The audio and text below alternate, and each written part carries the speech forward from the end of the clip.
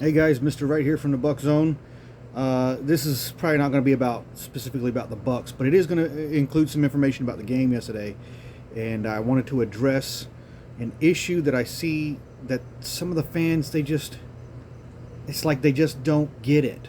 They don't get it. And what I mean by this is when the game is being played, there are certain situations that come up that fans think they should go a certain way and they don't. And so, like, here, this is what I mean. So, yesterday in the game, it was about 2 minutes and change left.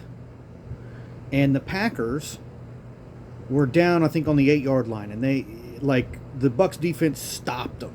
Like, they just couldn't get into the end zone. So, it was fourth down.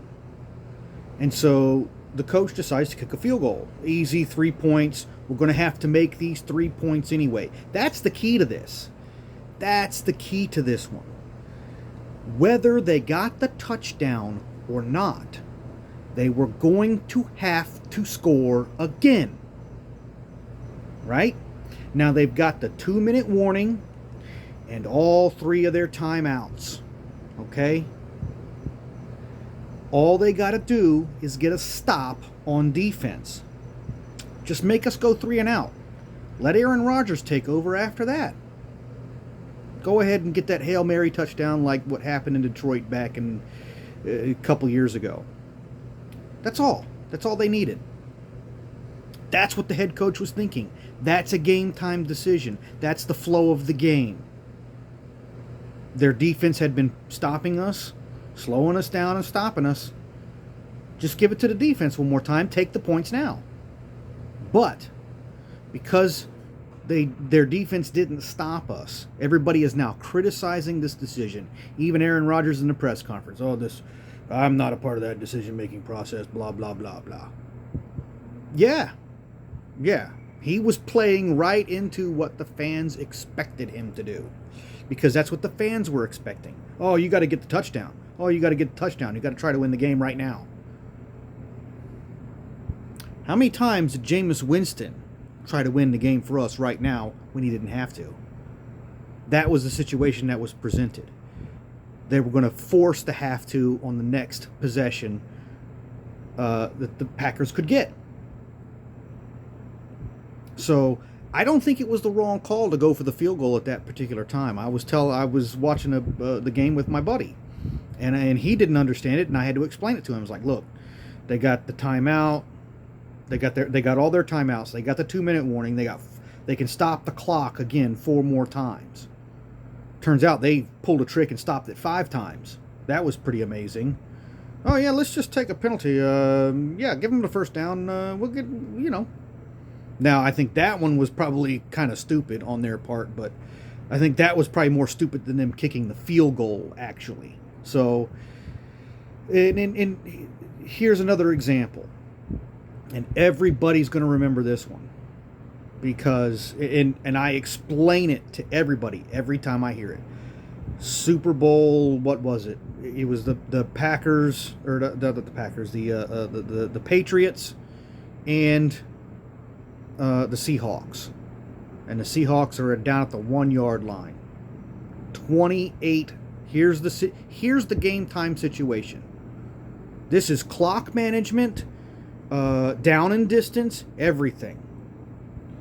2nd and goal, 28 seconds or 24 seconds. It was in the 20s. 20-something seconds left on the clock. 2nd down. That means 2nd down, a play. 3rd down, a play. If it goes to 4th down, that's 3 plays. 3 plays. Now, you've got 1 timeout. 1. You're going up against a good defense. When did the Patriots ever have a really crappy defense in the Super Bowl?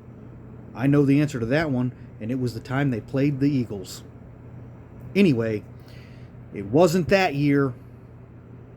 So, if you want to have all 3 of your shots, you're either going to pass the ball on second down or third down.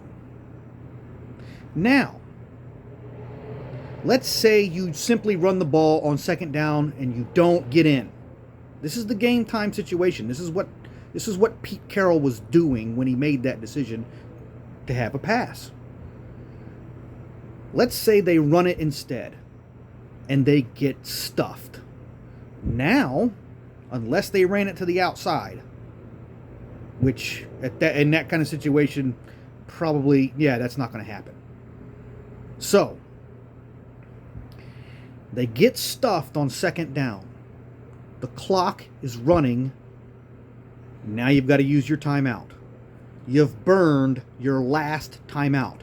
Regardless, if you run it again, you're not seeing fourth down.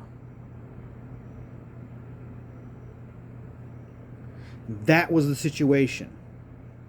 Pete Carroll wanted to have all 4 downs to punch it in.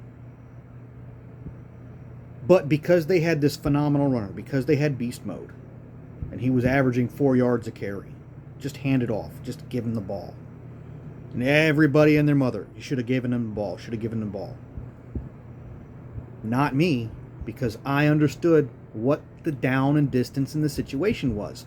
20-something seconds left on the clock, 1 timeout, second down. You can run 3 plays if you include second down, but if you run it, you don't get it, then you got to burn your timeout. Now you've got 1 play, and if you don't get it in 1 play, game over. It was all about the preservation of getting to a possible 4th down. Now, they called a pass play to the inside against a stuffed box. I got nothing on that. Like, probably should have been a different pass play. But, hey, it was what it was. And that was a situation. That's a game time situation. And that sometimes there's game time situations that the punditry and the fan universe loves to talk about, loves to go over 1,000,000 times.